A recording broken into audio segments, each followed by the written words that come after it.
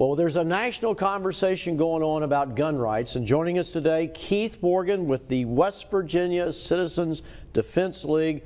Keith, you live here in Charleston, and thanks so much for being with us. Glad to be here. Well, Keith, America is really just in the beginning stages of a long overdue debate and conversation about the place of guns in our society. You're with the West Virginia Citizens Defense League. Tell me what it is you all stand for. What are you all trying to get done? Well, we support firearms ownership and carrying of firearms for self-defense, lawful recreational shooting, and hunting. I have to take issue with the immediate premise that we've started out with, that it's a long overdue discussion. The discussion is as old as the country itself. The framers set everything up and settled that discussion pretty well with the wording and language of the Second Amendment, and just recently in the Heller and McDonald cases, the Supreme Court held that it is an individual right to keep and bear arms. We'll start out with the discussion is settled. And no, it is not settled, and this country has not had a rational debate because people start like, oh, well, we got to have guns. I'm glad you used the term rational. So, but let's talk.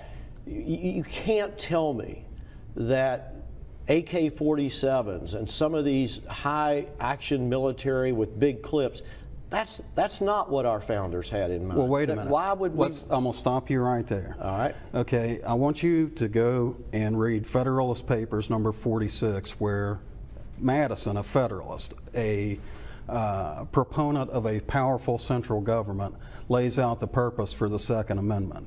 And his intent was that the citizenry be equally armed as a standing army. So should we be able to have nuclear bombs? Well, and you know, if you're going to talk about nuclear weapons and ridiculous arguments like that, we can terminate the interview, because I thought you said rational. You said rational, right? Right, but you just said nuclear weapons and but your comment was that the intent of the papers was that everybody be equal to the government.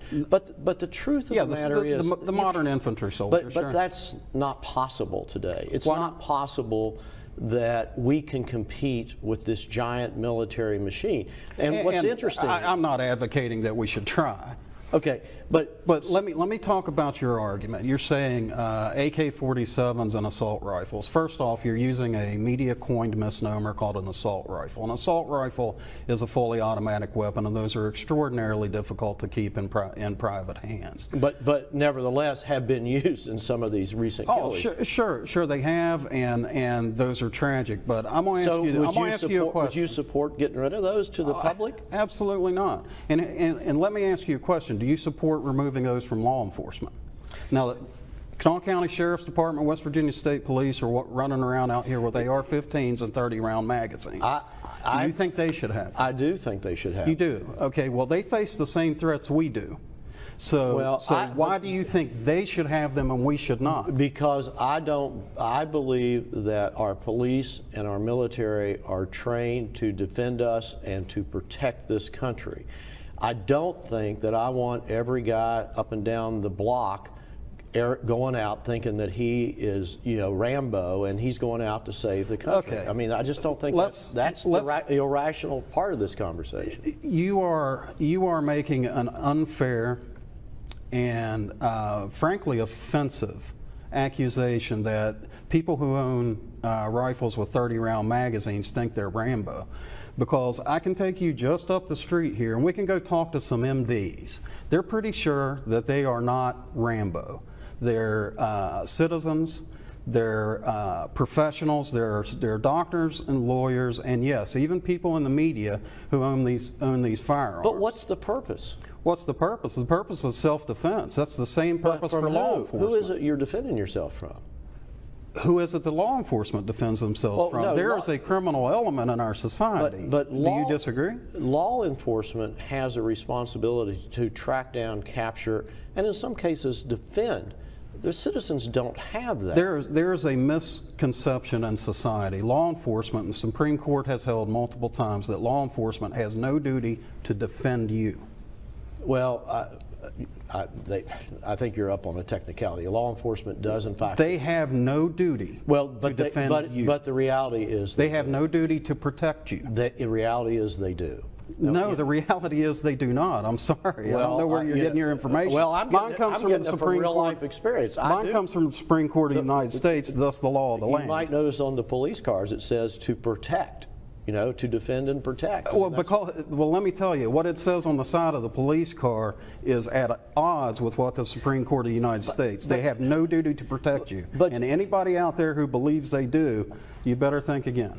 So I mean, I want to get back to this. I don't understand what the need is for anybody, for a citizen, to have an AK-47, a grenade launcher, all of that kind of stuff. Why do you need that? Why are you talking about grenade launchers? Because that's a weapon. That's a gun. Wait a minute. The projectile it shoots is a grenade. It's a big bullet. But I want to understand why you're talking about grenade launchers. Did we have some attacks by grenade launchers in the United States while I wasn't looking? I'm talking about that when this Constitution. You're bringing up red herrings for the interest and for the purpose of eliciting an emotional response, and it's a little weak in my opinion. Well, I thought we were going to have a rational discussion here. Well, rational discussion is about we're dealing with the same threats. We face the same burglars, the same criminals, the same murderers that law enforcement do, and you would have us hamstrung by limited capacity magazines. And the reality is, you really want to cause a problem in this state, or in this country, you go ahead and you outlaw assault weapons, because the United States can't keep people, human beings, from crossing our southern border. Now, when you go and you create a market for machine guns, you can bet they're going to flow. We're going to have problems we don't now, because there will be fully automatic weapons in the streets. All right, Keith, if you could hang on for just a second, we need to take a quick break, and we'll come right back with more on Decision Makers.